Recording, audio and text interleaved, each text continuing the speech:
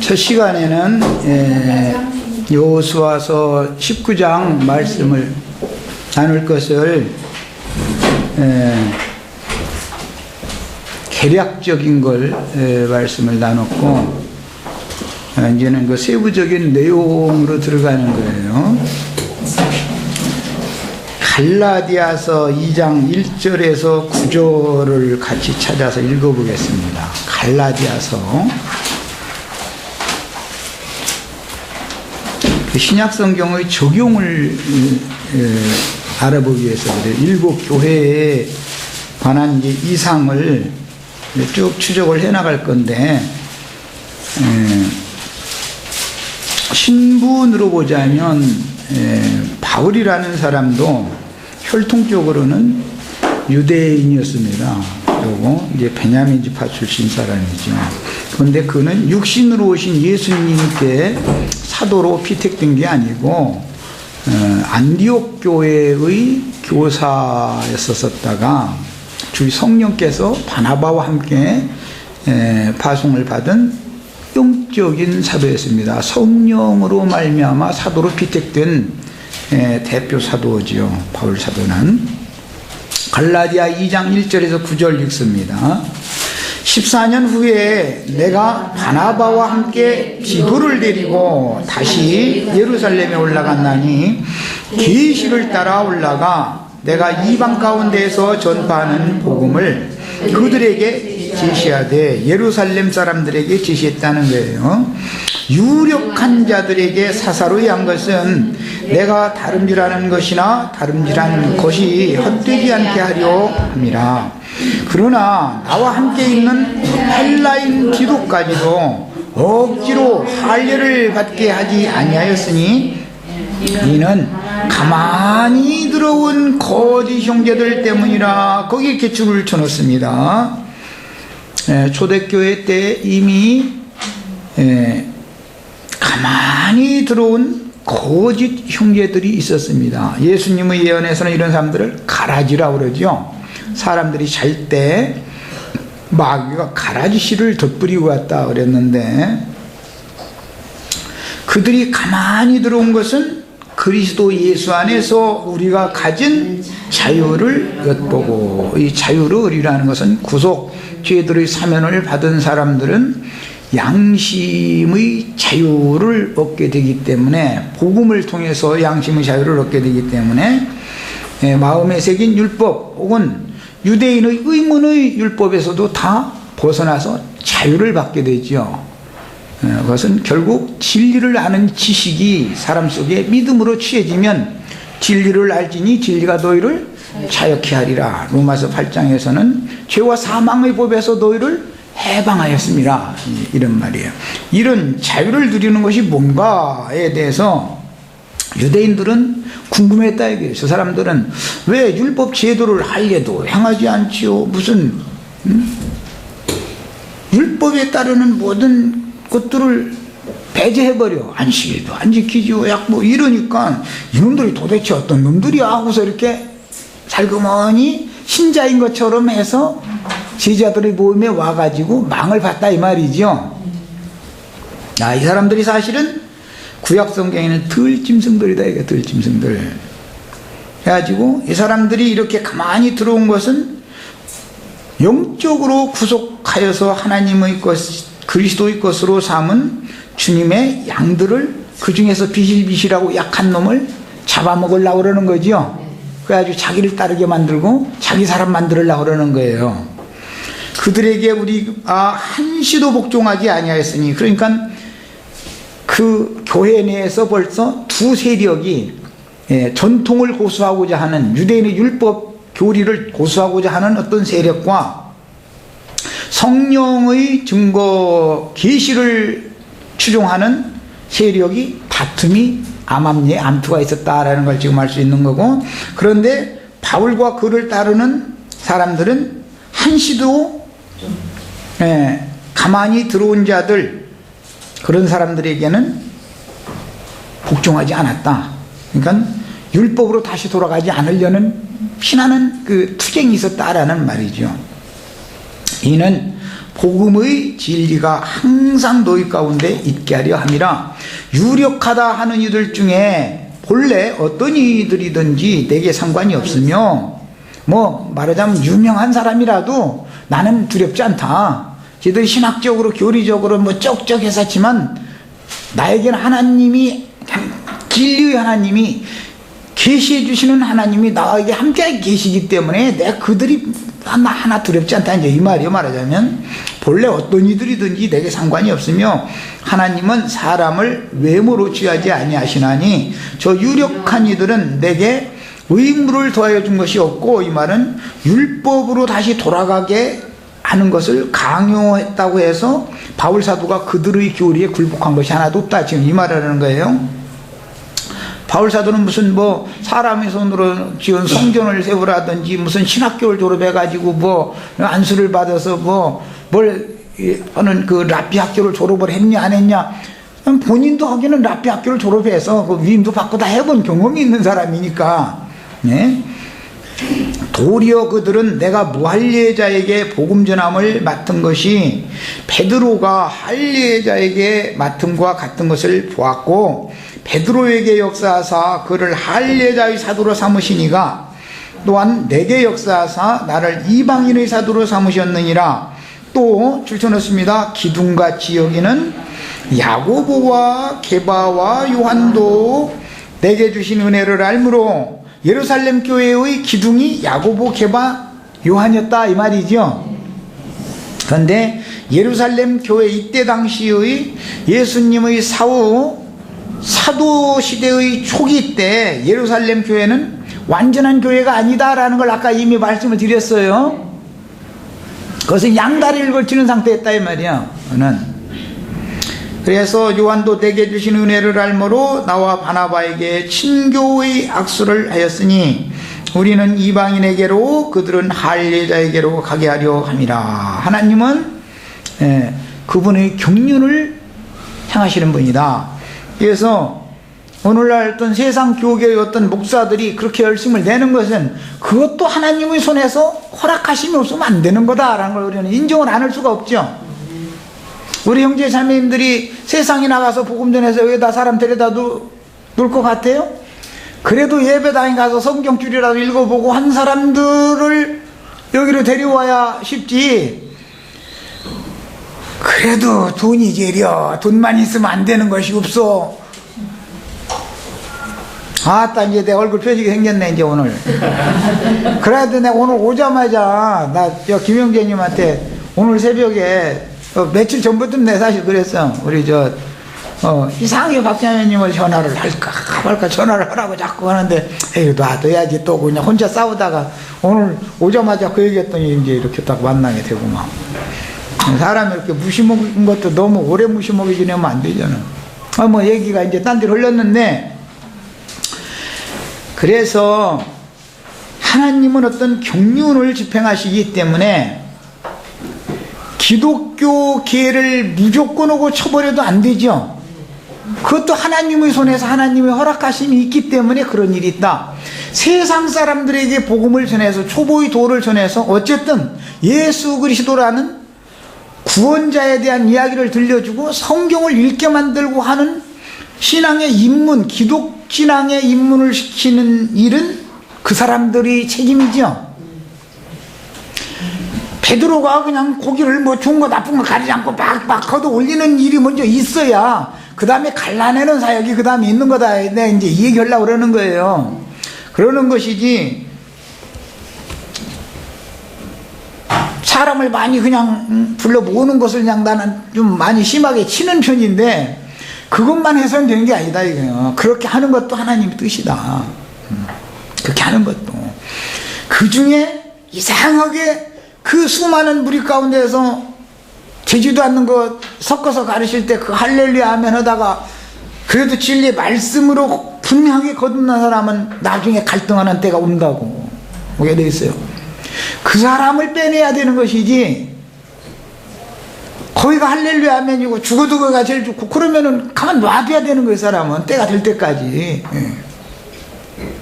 우리 형제 자매님들은 지나가는 사람한테 예수 믿으라고 한마디나 해본 적 있어요?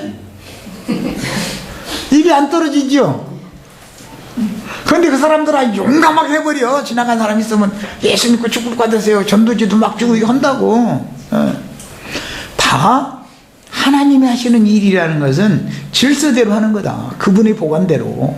그래서 초대교회 때 사도시대의 이 초기에는 율법 제도권에서 세뇌당한 것이 완전히 빠져나가지 않은 유대인들이었기 때문에 유대적인 전통과 교리가 예수 그리스도의 영의 말씀과 섞여서 가르쳐지게 되었는데, 이것은 이따 읽어볼 얘기지만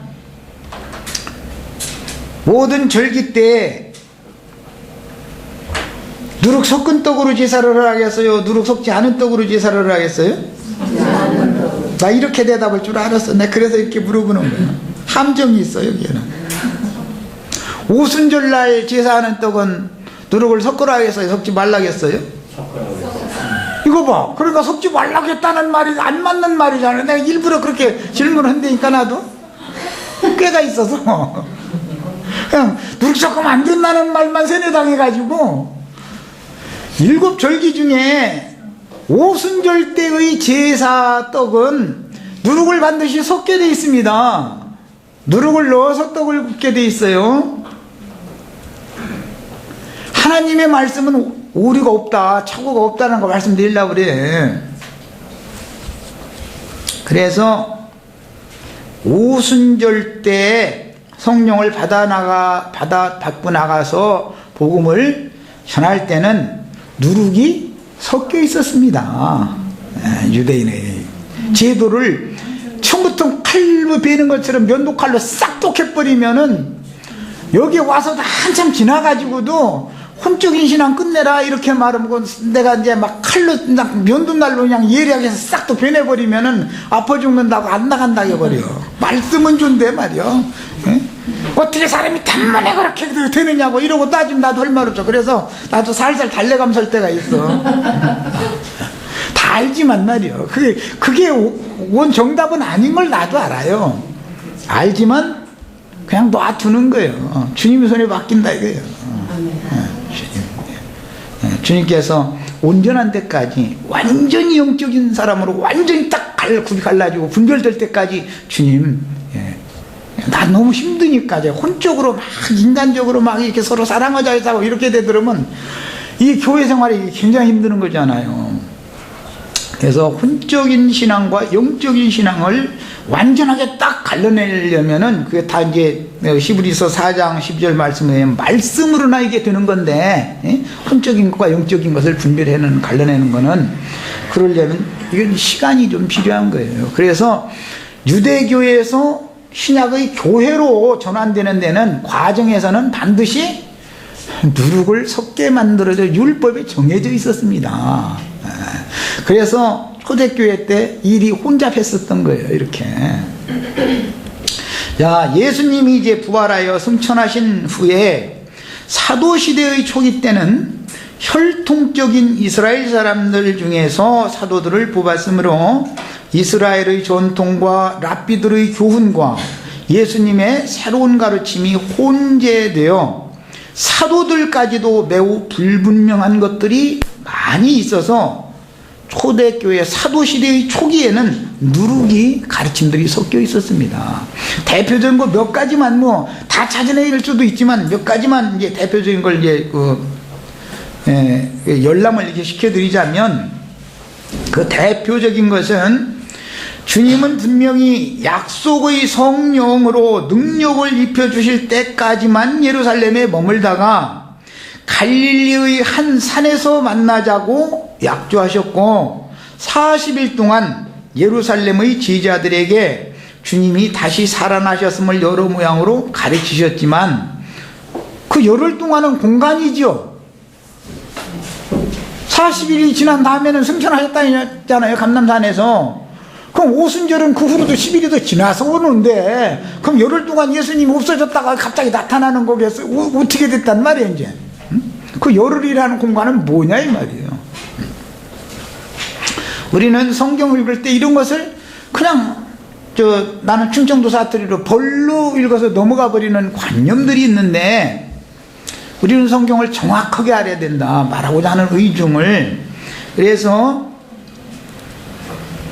주님이 다시 살아나셨음을 여러 모양으로 가르치고 40일 후에는 감람산으로 가서 지지자들을 축복하신 다음에 승천하셨어요.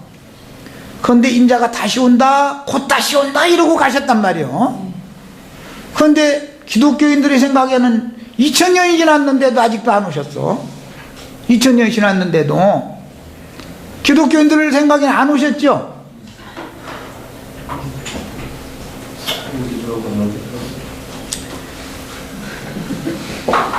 그래서 부활과 승천 그리고 재림에 대한 이상이 사도들 자신에게도 불분명했고, 왜? 유대인들 중에서 제자로 택해서 뽑았으니까.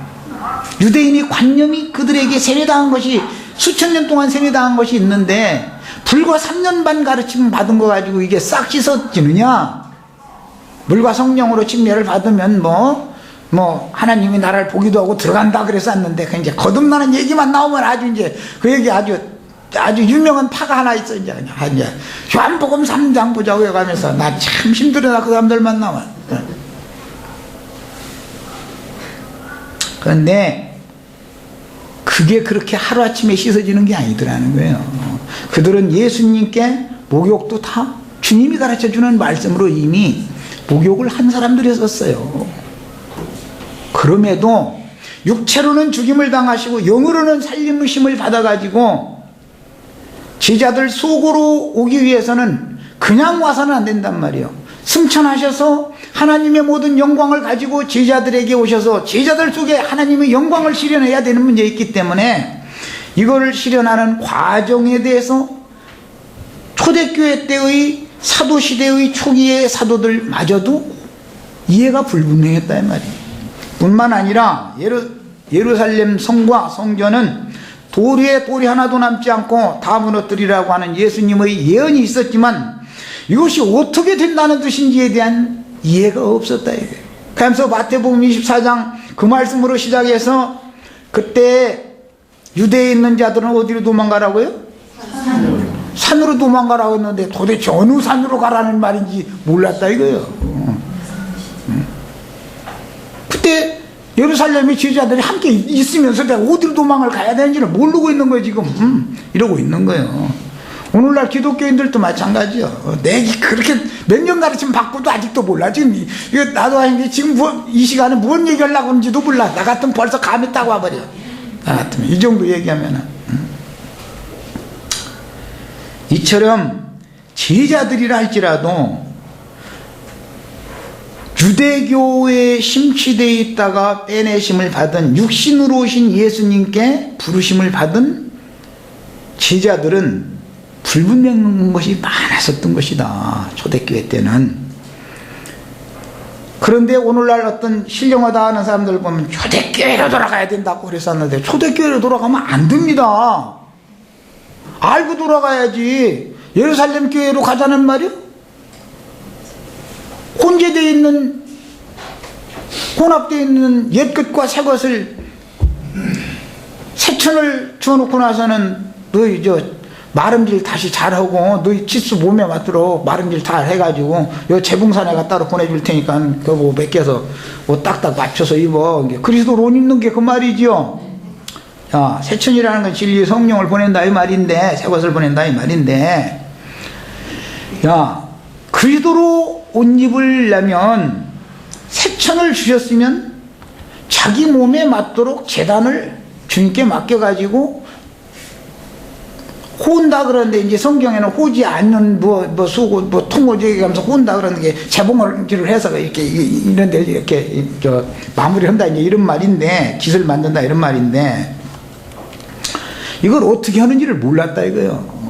내가 그리스도 안에 들어가서 그리스도로 옷 입는다는 게 무슨 뜻인지를 몰랐다 이거. 교리는 알아. 물과 성령으로 나면 보기도 하고 들어가기도 하고 막 이러면서. 또 들어가면 다 되는 게 아니죠. 가나안 땅에 들어가는 것은 아까 내가 서두에 말씀드렸어요. 불과 50년 미만에 들어갔지만 통일 왕국이 실현돼서 나머지 7지파의 기업이 완전히 정복되기까지는 앞으로 500년이라는 시간이 지나가야 되는 거단 말이에요. 다윗 왕국 때 통일왕국이 와요. 그때 드디어 가나안 땅 전쟁이 끝난단 말이에요. 안식이 그때서 실현된다 이 말이에요. 이런 걸 너무 몰라. 가나안 땅에 들어가기만 하면 다 된 줄 알아. 또 들어갔다고 다 되는 거예요. 들어가서도 들어가자마자 첫 전투에서 전사당해버리고 그럼 끝나는 거지 뭐. 예. 여리고성만 무너뜨린다고 다 되는 게 아니요. 얕잡아 보던 성에서 예. 거기서 대패하고 아주 거기서 죽은 자가 많단 말이에요.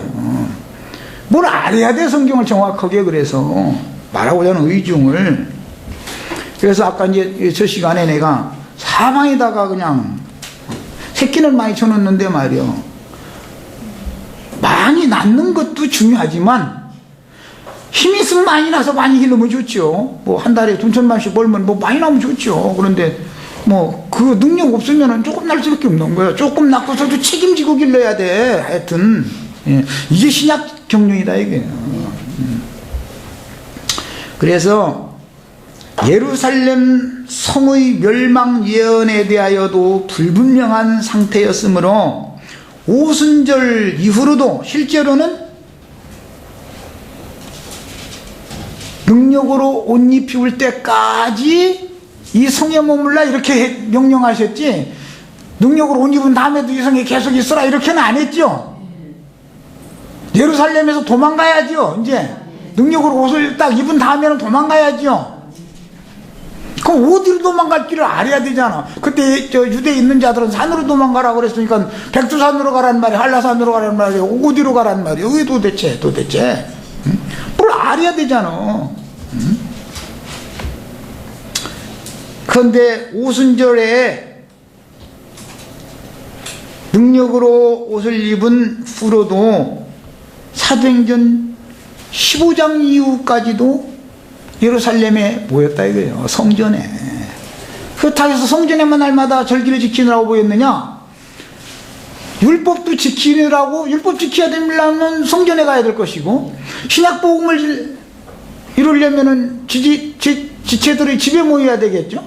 그래서 성전에도 모이고 집에도 모이고 이렇게 모였다고 돼 있죠. 이게 뭐예요? 혼합이다, 이 혼합. 뭐가 굽이 딱 갈라지지 않았단 말이에요. 예수님이 이미 6월절에 절기 때 유대인의 최대 명절인데 똑같은 날 똑같은 시간에 유대교인들은 예루살렘 성전에 모여서 소잡고 양잡고 그 난리를 즐기고 있는데, 번제단에다가 피 뿌리고 그 난리를 하고 있는데, 예수님과 제자들은 제자의 집에 모여가지고선 지금 이러고 있으면 벌써 뭔가 암시를 딱 받아야 되잖아요. 아, 이제부터는 사람이 손으로 지은 성전에 모이는 때가 끝났다는 뜻이구나. 벌써 절기를 지키러 모일 때 성전에 모이면 안 되는 거거든. 예. 그래도 그렇게 뭐 이렇게 싹둑 자르면 안 된다 이거예요. 그래가지고 그걸 허용을 하나님이 율법에 이미 레위기 23장 율법에 모든 절기 제사 때 떡은 무교병떡으로 제사를 하는데 6월 오순절 때의 제사떡은 반드시 누룩을 섞으라고 율법에 이미 제정을 딱 해놨었던 것이다 이거예요. 단칼에 되는 게 아니다는 거예요. 이게 사람이 한번 세뇌당한 어떤 교리가 있으면은 그걸 단칼에 배져나가고 한 번에 싹 씻어 나가는 게 아니다 이거예요. 그런데 교리적으로는 베드로도 다 알고 있었습니다. 주의 말씀을 믿음으로 은혜로 구원을 받는다 라고 사도행전 15장에 보면 분명히 말했고, 말씀을 믿음으로 깨끗게 된다, 영혼이 깨끗게 된다 분명히 본인이 증거를 했습니다. 그런데도 실제적으로 베드로 자신의 실제 신앙에 있어서는 알고는 있었지만 실제 신앙에 있어서는 깨끗하게 씻어지지 않았기 때문에 나중에 갈라디아 지역, 저 이방 지역에 가서 바울이 가서 애써서 복음 전해놨더니 놀러는 한번 가보죠. 이제 이렇게 들렸는데, 그때 마침 아마 이제 오늘 우리 이제 곧 이제 점심 먹을 시간인데, 예, 아마 밥 먹던 시간이었던가 아버지. 근데 마침 그때 도착해가지고서는, 아니, 이방인들하고 함께 밥 먹는데 뭐 아무 스스럼 없이 같이 먹었다 이거요, 계속. 그런데 생각지도 않게 온다는 통보도 없이 예루살렘에서 유명한 자들이 느닷없이 들이닥치는 거야. 응? 가만히 와서 엿보는 자들이 왔다 이거예요. 그러니까는 그냥 갑자기 숟갈 딱 놓고, 숟갈로 먹었는지 손으로 먹었는지 나 잘 모르겠는데 어쨌든 딱 놓고서는 입 딱 닦아버리고, 이방인들하고 난 상종도 안 한다. 이방인들하고 한 상에 앉아서 먹으면 되냐 이거예요. 율법 지켜야지. 아, 이러더라는 거거든요. 그럼 베드로가 완전히 씻어져. 본인이 전한 말을 본인이 지금 지킨다는 거예요, 안 지킨다는 거예요? 남에게는 말은 교리적으로는 잘 가르치는데 본인은 아직 씻어지지 않았다 이거예요. 이게 반증이에요. 그게 사도시대의 초기 상황이었습니다. 예, 그러면은 그때 유대에 있는 자들은 예루살렘 멸망을 앞두고 어디로 도망가야 된다고요? 산으로 도망가는데 어떤 산으로 도망가는 것 같아 이제? 백두산으로? 한라산으로? 어디로 산으로 도망가라는 말이에요? 갈릴리 해변에 있는 주님께서 마태복음 5장, 6장, 7장 처음 복음을 시작하셨을 때 흔히 말하는 산상순이라고 하는 모세로 말미암아 시내산에서 율법의 저주의 말씀을 받은 사람들에게 복의 말씀으로 바꿔서 선포한 것이 심령이 가난한 자는 복이 있나니부터 시작되는 말이죠. 복 받는 말이죠. 저주의 말을 복으로 바꿔서 선포한 그 산이 갈릴리 해변에 있었습니다. 갈릴리 해변에서 그 말씀 전했죠. 해변이 산에 올라가셔서 그 산에서 밤이 맞도록 기도하고 12지자도 거기서 택했어요. 또 그래서 예수님이 부활하신 후에 막달라 마리아와 다른 마리아에게 부탁하시기를, 야, 내가 먼저 갈릴리로 갈 테니까 내 제자들이랑 갈릴리로 빨리 거기로 오라고 그래라. 그래 거기서 나랑 만나자. 그랬는데 제자들이 갈릴리로 갈 생각을 안 해요. 예루살렘에 그냥 늘어붙어서 거기서 한잔 해야 되겠다 이거예요. 거기서 기독교에서 나왔다 해가지고 여전히 뭔가 한자리 하고자 하는 생각이 남아있어. 예루살렘이라는데 늘어붙어 있으면 안 된다 이거. 거기 곧 지금 로마를 군대를 보내가지고 주님 예언을 실현해서 심판에 빠질 거였고, 그러니까 심판당하기 전에 빨리 어떻게 해야 돼요? 도망가야 되는데 그래도 도망을 끝까지 안 가니까 이놈들 도저히 말귀 못 알아듣는 놈 안에서 헤롯을 일으켜서 박해를 일으킨 거예요. 흩어버리려고 예루살렘에 머물러 있지 말라 이 말이야. 그때서 번뜩 생각난 게 아마 우리 주님이 그 갈릴리 한 산을 거기 지정해 줘가면서 거기서 만나자고 했지. 그래서 갈릴리로 내려갔던 거예요 그게. 우리는 성경을 그냥 내가 계속 이런 얘기하는데 성경을 그냥 너무 가볍게 생각하고 너무 가볍게 읽어버리고 안다고 생각하고 이러면 안 된단 말이야. 계시가 필요한 거예요. 영감이 필요한 거예요. 자, 더구나 이방 전도를 시작한 지 한참 후에도 예루살렘 교회는 예수님의 동생이었던 야고보가 대표자였으며 신약 경륜에 대하여 매우 혼잡한 상태였으므로 이방인들에게도 모세의 율법을 지키고 할례를 받게 해야 한다는 등의 전통을 고수하려는 유대교의 관습이 남아있었다가 헤롯의 박해를 통해서 흩어진 이후로 그 영으로 재림하신 주님과 제자들의 모임은 갈릴리의 한 산에서 정상적으로 이제 이루어지기 시작한 겁니다. 예루살렘 교회는 완전한 교회가 아니다라는 걸 서두에 첫 시간에 그래서 말씀을 드렸던 거예요. 네. 과정이죠. 그것은 종교 제도라는 것이 필요가 없다라는 게 아니라 거기서는 진리의 성령, 또 다른 보혜사, 진리의 성령, 아들의 새 이름을 아버지께서 약속하신 것을 너에게 부어주시기까지 거기 있으라 그랬으니까 진리의 성령을 받으면 특징이 뭐냐? 이놈들이 이게 모세 자리에 저희가 앉아가지고 저희가 하나님 노릇 다 처먹고 앉았네 이거 서지 못할 곳에 저놈들이 서서 짐승놈들이 이거 지금 왕노릇하고 앉았네 이게 딱 보인단 말이야. 그러면 읽는 자는 깨달을진저 그 다음에 어떻게 했어요? 그때 유대에 있는 자들은 산으로 도망하라 이렇게 돼 있는 거예요. 이게 보여야 돼. 예, 보여야 돼. 예수님의 말씀이 말이야 보여야 된다고. 이것이 보여지면 그런 생활을 하라고 해도 못 온단 말이에요. 더구나 모세의 자리에 앉는 것 자체가 이거면은 그건 큰일 나는 거죠. 그건 뭐 말할 것도 없어. 그러므로 예루살렘의 마가 요한의 모친이며 바나바의 온의인 마리아 자매님의 집 다락방에 보이는 실행은 사실 약속의 성령이 임하여 기자들에게 능력을 입혀주시기까지만 무슨 능력을 주는 거예요? 생명의 능력을 못 입혀줘가지고 어둠과 사망 권세자들의 세력을 제압하고 이길 수 있는 힘을 준다 이 말이잖아요. 그러면은 예루살렘에 더 이상 머물면 안 된다 이거예요. 예수님이 시를 따라가야 되는 거죠. 우리는 그리스도의 제자들이지 모세의 제자들이 아니죠. 모세의 제자도 하고 싶고 그리스도의 제자도 하고 싶고 양다리 걸치고 싶어요?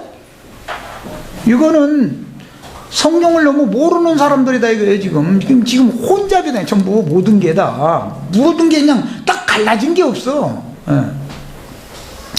그래서 약속하신 성령, 약속의 성령으로 옷 입혀주시기까지 하나님의 필요대로 예루살렘에 일시적으로 교회를 세운 것이지 예루살렘 교회가 계속 2000년 동안 계속 흘러나온 게 아니죠. 예루살렘이 이미 멸망해버렸죠. 멸망시키기 전에 제자들은 흩어서 보존을 한다 이거예요. 제자를 보고 너는 멸망의 성, 영적 애굽이요 영적인 소돔성에서 뒤도 돌아다보지 말고 들에도 머물지 말고 지시하는 산까지 도망가라. 이 창세기 19장에서부터 예언에 나왔던 말씀이요. 예. 산까지 도망가야 된다 이거예요. 거기에 가서 생명을 보존해야 된다 이거예요. 교회 생활을 어디에 가서 어떻게 해야 되는지를 알아야 돼요. 7교회 얘기하다가 내가 왜 이야기를 하느냐, 결론적으로 7교회들마다 다 모든 교회들마다 이기는 자들에게 주는 상급 분깃이 다 있지요. 그렇지만 장자권자들이 있단 말이에요. 장자들이 교회로 빼내심을 받아야 돼. 거기까지 가야 하는 것이지 소돔성에서 나와가지고 아이고 거기까지 난 갈 자신 없으니까 저 내 눈앞에 보이는 소알성으로 좀 가게 해달라고 그런 신앙 가지면 안 되겠다 이게. 기독교계에서 나온 것이 다가 아니에요. 큰 성이라는 게 기독교계지요. 유대교 조직에서 나온 것이 다가 아니에요. 요한에게 머물면 안 된단 말이에요. 예수님께까지 가야 된단 말이에요. 네. 예수님께까지 가야 돼요. 기독교계에서 나온 것만 자랑해가지고 안 돼요. 이리저리 우왕좌왕하고 다니다가 보면은 롯과 그 두 딸들이 무언지 되는지를 한번 생각해 보시오. 차라리 소돔성 놈들보다 나은 게 뭐가 있어. 나와서 한다는 짓들이. 이해가 되셨죠? 기독교계에서 나온 거 자랑하는 사람들 치고 영이 말도 못하게 교만해요. 다 된 줄로 알고. 계산받고 거듭난 것이 다라고 떠들고 다니고 앉았고. 차라리 소돔성에 있는 놈들만 또 못한 경우가 수없이 많아요. 7 귀신들로 붙어가지고 더 나빠진 경우가 얼마나 많은지 몰라요.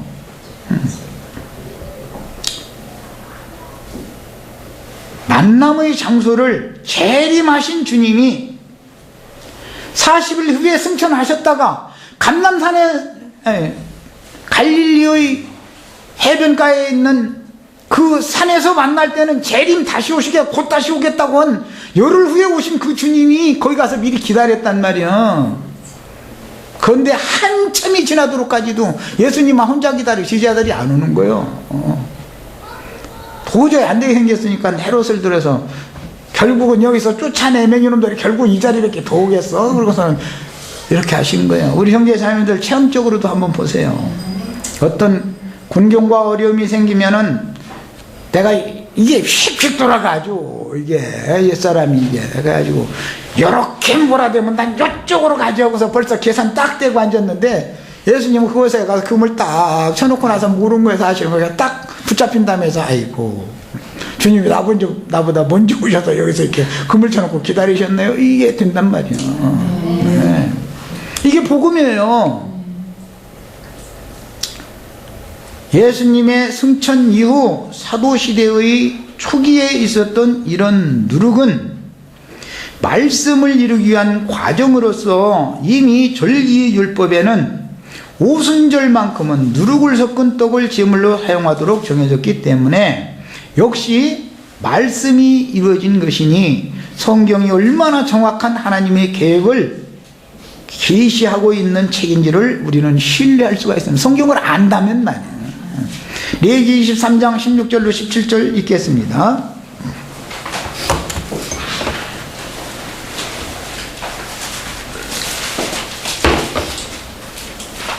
레위기 23장 그 절기율법이죠. 23장은 전체가 다 16절로 17절 읽습니다. 일곱 안식일 이튿날까지, 이게 50일째 되는 날까지 그 말이죠. 일곱 안식일이 지나가면 77이 49, 49일이 지나간 다음에 그 이튿날까지 그 말이에요. 예수님은 부활하신 다음에 40일 동안만 제자들을 데리고 다니면서 육체로는 죽임당하시고 영으로는 다시 사신 그리스도 나는 다시 살았다. 무궁한 생명의 능력이 나에게 역사한다.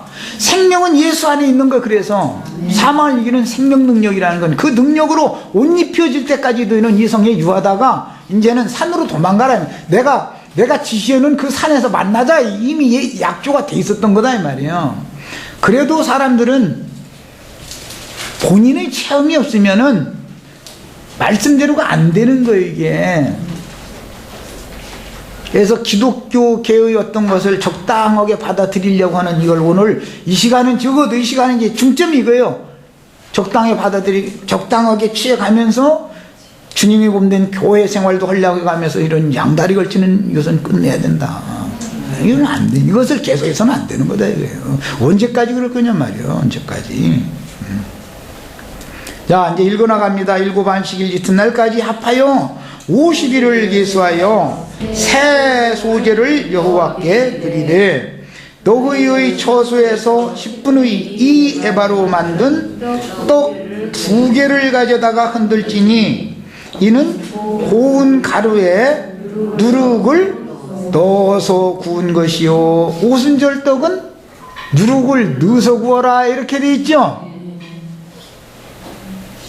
율법에 이미 신약경륜이 실현되기 한참 전인 율법에 이미 이게 계시가 돼 있었던 거다. 모든 절기의 소재 제물은 절대로 누룩을 넣어서 구운 떡을 사용하지 않습니다. 그럼에도 오순절 떡만큼은 누룩을 넣어서 굽도록 율법에 정해놨었다. 왜요? 이는 첫 유제로 여호와께 드리는 것이다. 이 유제라는 건 부활을 상징하는 겁니다. 자, 사도시대의 초기에는 심지어 성령께서 세워 이방인에게로 보내신 바울사도까지도, 바울사도는 굉장히 하나님의 신약경륜에 밝은 사람이었었죠. 베드로보다 훨씬 밝죠. 서원을 갚기 위해서 머리를 깎는 결례를 예루살렘 성전에 들어가서 행했습니다. 바울사도도. 나같이 이제 나중의 바울사도, 디모데 후서를 쓸 때 그때의 바울사도와 같이 명확해졌다면 이렇게를 하지 않죠. 난 율법에서 완전히 벗어났다. 그것은 무슨 서원제를 갚고 무하고 이런 건 전부 이것은 그 율법제도다. 나중에 바울사도가 자기 자신을 관제로 드리는 얘기를 했어요. 그때 분명해진단 말이에요. 그게 서원제를 갚는 거잖아요. 자신을 값없는 은혜로 이같이 큰 구원을 베풀어 주신 주님을 위해서 자신의 생명을 부어드리는 제사를, 그것이 서원을 갚는 일생이단 말이에요. 남은 일생. 그 제사장으로서 살았다 이거예요. 그때서 확실해진 거예요. 바울사도마저도 말이에요. 야, 더구나 고린도 교회 때 이제 바울 사도의 사역의 초기 때 주님의 재림에 대하여 아직도 불분명했었기 때문에 임박한 재림을 준비하기 위하여 딸 가진 자들은 딸을 시집 보내지 않고 오로지 주인할 만을 기다리며 처녀로 그냥 지내게 하는 것이 좋겠다고 권할 정도로 바울 사도도 불분명했어요. 바울 사도도 때와 기한에 관하여는 기한이라는 것에 대해서 너무 불분명했다 이거. 그때 당시는 나중에 사도들이 예루살렘이 멸망한 이후에 AD 93년 96년 이때까지 살았다 그러니까 70년에 멸망했으니까 20년이 넘도록 사역을 더 한 다음에 그때서 예루살렘 멸망 예언이 이와 같이 정말로 기가 막히게 이루어졌구나. 주님이 속히 오신다고 했었던 것은 진리의 성령께서 믿는 이들의 심령과 마음에 오셔서 이 속에 하나님 자신을 기업으로 주셔서 새 마음, 새 영을 받은 사람들을 통해서 새하늘과 새 땅의 새 창조 세계를 실현하는 거구나라는 것을 나중에 너무 분명하게 딱 깨달았단 말이에요. 나중에 베드로만 불분명했던 게 아니에요. 바울까지도 이런 점에서 불분명했다 이거예요. 그냥 속히 오신다 그러니까 육신으로 오신 예수님이 또 올 걸로 그때 당시는 막연했다 이거예요. 어떻게 온다는 뜻인지 몰랐다 이거예요. 사도들의 초기 때는. 그러나 나중에 하는 얘기를 들어보면은 바울 사도가 이제 명확해지는 거예요. 이제 천국이라는 것이 여기 있다 저기 있다도 알 수 없는 것이고 귀신이 쫓겨나간 사람 속에 임한다고 하는 말씀이 무언가를 나중에 너무너무 확실하게 깨닫게 된 거예요. 이제 창세기 49장에서 야곱의 예언대로 실로는 유다 지파에서 나오되 1차 분배 시 스불론 지파에게 실로가 주어졌죠. 주어졌다가 뒤에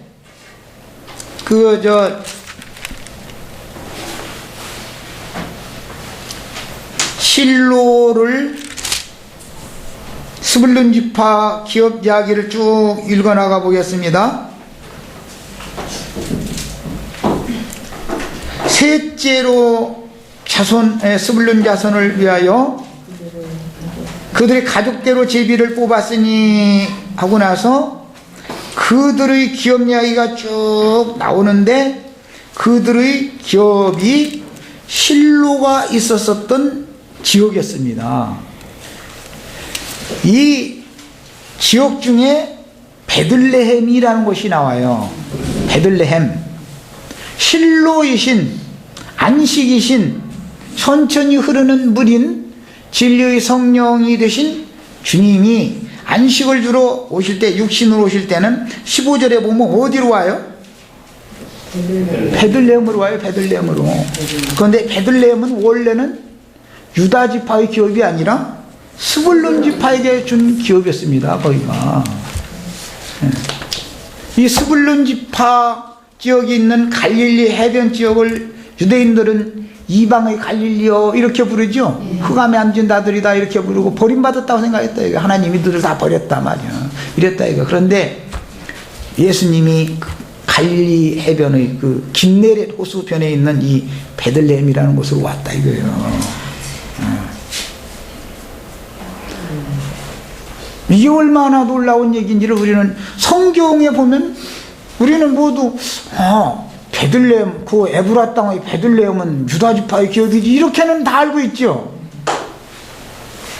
왜 그곳은 에브라 땅의 베들레헴이라고 하는 곳은